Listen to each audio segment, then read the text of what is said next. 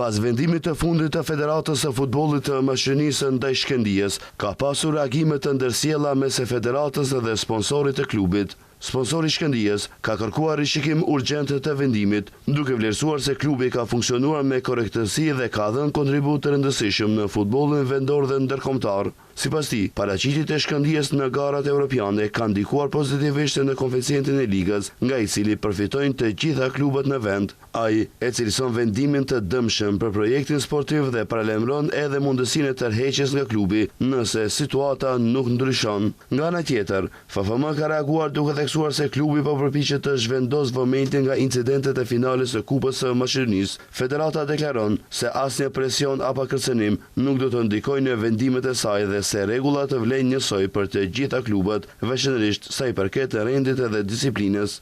FFM shton se përfitimet nga garat europiane burojnë nga pjesëmarrja në kampionatin vendor dhe se sistemi është i njëjtë për të gjithë klubet. Në reagim, theksohet gjithashtu se kritikat ndaj udhëheqjes së federatës janë të pabazuara, duke rikujtuar sukseset e Shkëndijës në sezonin e kaluar me të njëjtin menaxhim.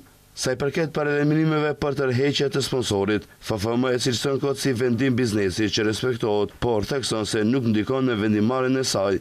Federata deklaron se çështja konsiderohet e mbyllur dhe separimi i barazisë para rregullave mbetet i pandryshuara për të gjitha klubet.